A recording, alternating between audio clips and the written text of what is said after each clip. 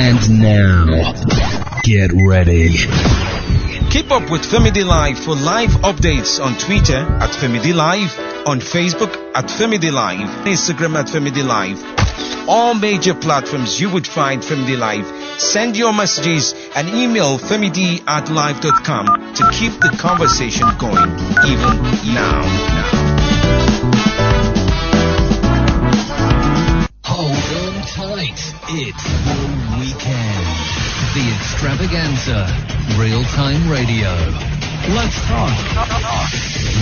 Ready be.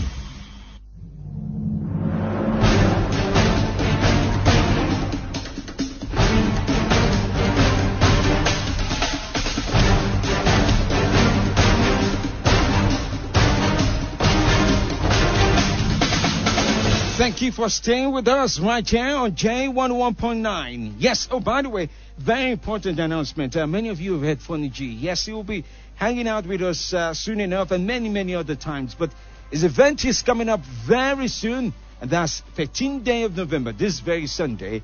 It's the red carpet starts from 3 p.m. and the show itself starts from about 4. Come and laugh away all the jokes about recession and about Donald Trump and many of the jokes that are out there. Just come and have a good time. Classic will be there, FA and Dr. Seed, Lyrical Dr. Smith will be there, Rita Way, and yes, comedy will be done by MCJ. MCJ is a good friend of mine. I assure you he can deliver. Amodan, Ayuba Dutse, Senator Babibisco, even the name sounds strange, Pastor Nicodemus, Licking Mount, Julius, MC 2.5, all these guys will be there one after the other. You can get to read about the details on our Facebook page. And that's facebook.com/JFM. Just see the guys there. They would all be performing this very weekend, this Sunday. From 3 o'clock or thereabout, 1,000 naira is all you need. Come now. Come and also meet Gidigbo and the rest of the other guys that you so much love. They will all be there, hopefully, this very Sunday. The VIP ticket is for 5,000 naira. Table for 5 is 25,000 naira. You can call Pinky, and that's a real name. No jokes. Pinky is a real name. On 070-3352-2543. And this event is powered by GFM. So make it count. You know, we have swag now. We have power behind this one. It will really make the difference after all. Okay, so let's get back to the discussion for the evening. Diversification. This is one word I tell you has been very interesting. In fact, it's a word that is almost similar to the word change mantra. Oh, the phrase change mantra. People talk about it. And one of the things, like they say, when you're toasting a woman, you tell her all the things she would enjoy when she becomes your bride. But sometimes people don't tell what happens from moving from being a bride to a wife. Let me tell you the difference between a bride. The bride wears white. She looks good. She's gorgeous. She looks for everything. She paints herself, literally, to be presentable and make you love and fall in love with her. And that's the bride you love. And sometimes the bride comes out and you wonder, is this the woman I want to marry? Oh, dear Lord, I'm so blessed. But for some reason, when the bride moves over from being a bride to a wife, she can really be careless. You can't really leave her after all. You have no choice. Now, I tell you this, when the campaigns were on, it was about who is the bride, who is the groom. Wait, we were the guys, all of us, Nigerian citizens, were the people who saw the bride. The bride that I tell you, and you know the power of makeup these days, the bride we saw when the government was possibly campaigning was the one that had his eyelashes covered, had his lipstick covered, and everything all covered up to the best they can. One good thing about good makeup is it presents you with the option that there can be no other person that looks this good like this other person at this point in time. So the campaign went on and on, telling you why you should leave that girlfriend or the other 5 or the other 6 girlfriends you do have and make a choice of them. In this case, why you should leave this party or any other party and follow through and follow with them. Are you following this story? This is the bride and wife story. So soon enough, she becomes your wife. And she has all the reasons not to really care. She can relax. She can throw her body around. She can decide to, in fact, you discover that she snores in the night when she becomes your wife.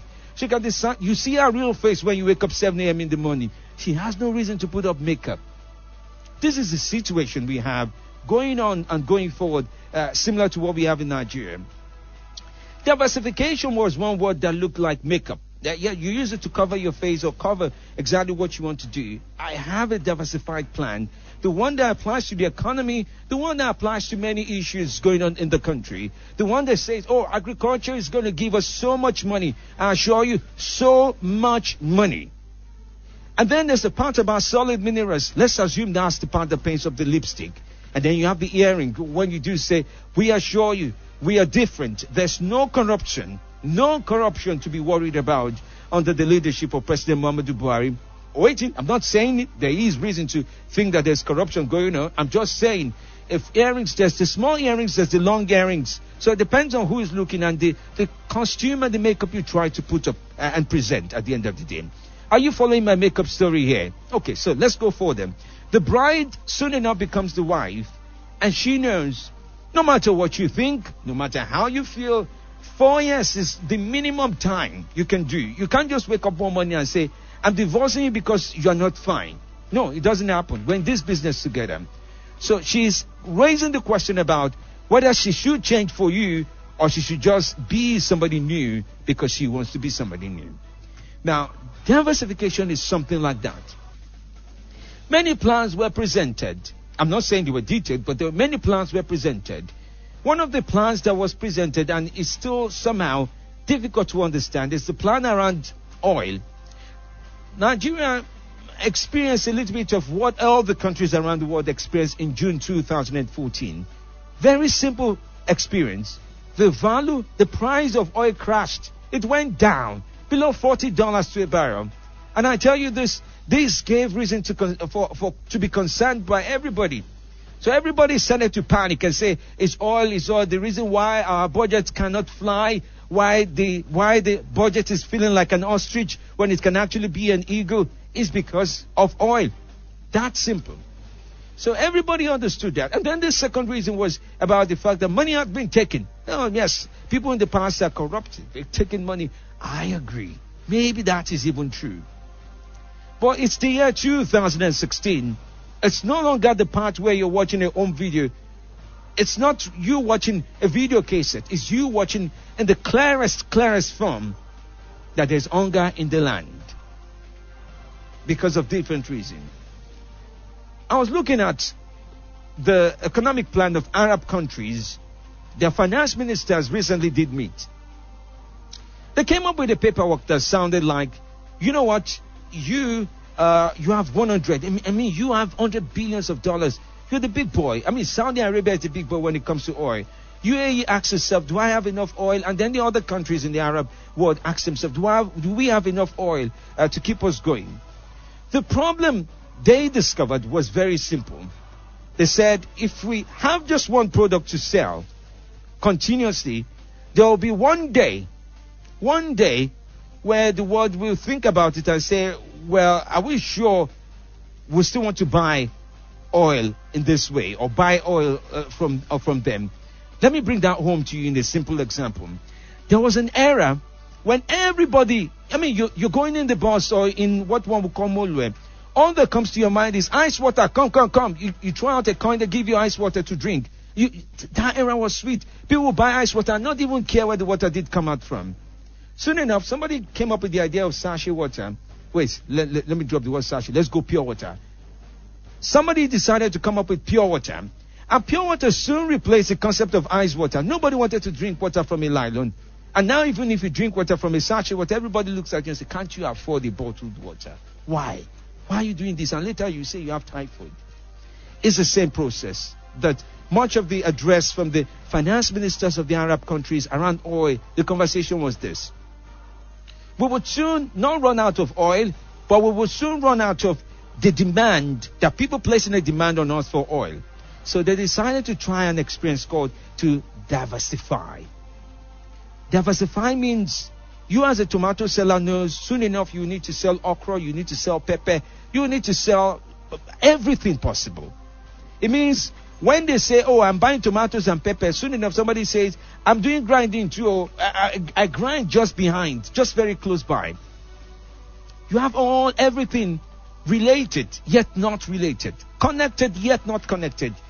Obvious, but less obvious at the same time. That's diversifying. But one of the many things diversification of a country's economy does at the end of the day is it creates jobs. Or somebody can decide to say, well, since oil is not the major thing, let's start to do oil, minerals, and the rest of it. I want to be selling cables. I want to be selling face caps. Somebody decides to do something different from every other thing that we have. And there's what you call your diversification portfolio. Is what, for example, when they say, oh, the Germans can drink, that's because they can provide beer, yet they can also provide so many other things. My question to you today is, when this last administration started, the emotion, the idea was they can provide, we would soon be in business to provide everything. We would almost have the Dangote factor, the sugar, the salt, and the oil, and the rest of it. We would soon be every single place, doing every single thing. But that's not turned out to be so. But nobody's talking about why that is not so. That's the challenge that there is to face in this. So when you diversify, you create jobs. You have your population growth. That's the problem. It's like a Gary seller who says, because I'm a Gary seller, I am not going to feed my children on any other thing but Gary. All they will drink is Gary. And maybe you're into Akpu. Okay, I'm one of the best people who make Akpu. So all my children will grow up on is Akpu. Morning Akpu, afternoon Akpu, night Akpu. And if somebody eats in the midnight as well, Akpu will be there. So let's move away from there slightly. How long do you think a family who eats one same meal over and over again can survive? How long do you think we can go on trading a little bit less than what we need to? Diversification takes a plan. Was there a plan in place at the national level to diversify the country? Or were there words that were said about diversification? Did we really plan out the economy? It's sad to say that one of the pointers we can think about is Senator Ujoma, who is the Minister of Budget Planning, recently just said something about the fact that, guys, don't worry. I assure you by December there's going to be a publication that would explain what the medium-term expenditure framework is like. Can anybody explain how far the 2016 budget has come? I don't know what version got to you eventually, whether it's the one in transit, the one stolen, and the ones being taken back and forth. It all does depend on you. There's that part. Many documents, no plan. Plenty planning in words, less action.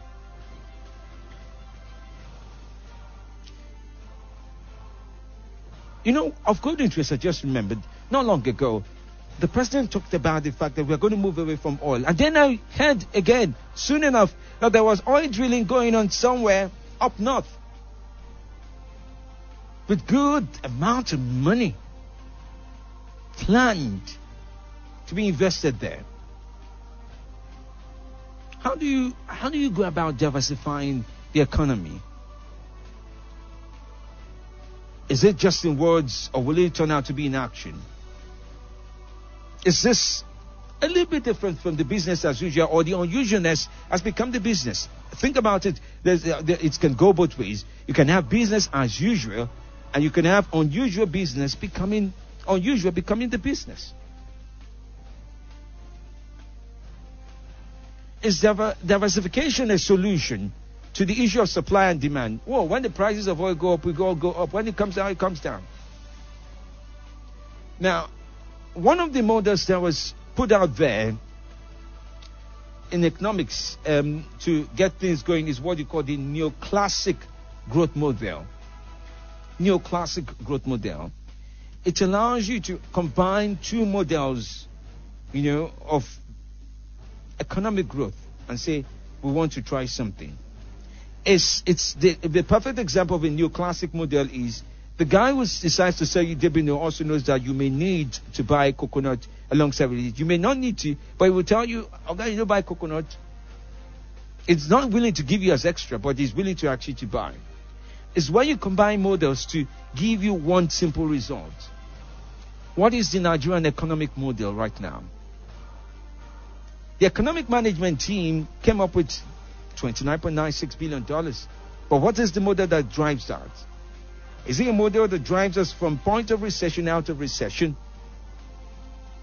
Is it fast enough? Does it create a feeling enough? Does it create some dance around money? These are things you can't miss out on. I'll go through the neoclassic model as fast as I can, just very quickly. Now, the best way to explain this would be to say it's an economic theory that outlines a steady economic growth rate that can be accomplished with proper amounts of three driving forces. Here they are: labor, capital, and technology. Tell me which one we have: labor, capital, and technology. Which of them do we have? In fact, we were having one simple argument earlier today. The argument was, who is the Minister of Communications, for example? And the person tried to describe who he thought was the Minister of Communications as much as he could. I tell you this. Not in many places in the world do people miss out on who is the Minister of Finance, who is the Minister of Communication, who is the Minister of Technology. In fact, they don't miss out on some of these positions. I may be too close to the news to know these names as I speak. But if you try, bring your son home. When we're small, we got caned. If they ask you, who's the Vice President of Nigeria? Oh, God help your soul. With my mom, you miss out on not knowing who's the Vice President of Nigeria? Whether it's head of state with a vice or thereabout. Okay, I lived in an era that was a little bit military and then civilian, military and then civilian, mixed all together. But at some point in time, you just had to know the name. State, capital, you were screaming it all out. But these days, how's the care for knowing those information playing out? How is our labor? Our labor says, the Vice President said we are 182 million people at this point in time and counting and growing. Majority of people without jobs, wanting to work, young people. What does diversification mean to you as a Nigerian in the last few years? Have we really moved away from the plan that we said we're moving away from? Have we moved away? Whether it's in the era of President Goodluck Jonathan or the era of now, the era that said it was going to change the era before the era. Have we moved? Who moved the cheese? Who moved the plan? Who changed the plan? Was there a plan? Very simple question to answer. What is the diversification plan of a country we all live in, known as Nigeria? I'll be back.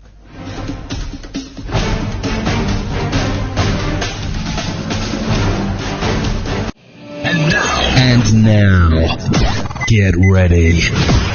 Keep up with Femidlive for live updates on Twitter at Femidlive, on Facebook at Femidlive, Instagram at Femidlive. All major platforms you would find Femidlive. Send your messages and email femid@live.com to keep the conversation going even now.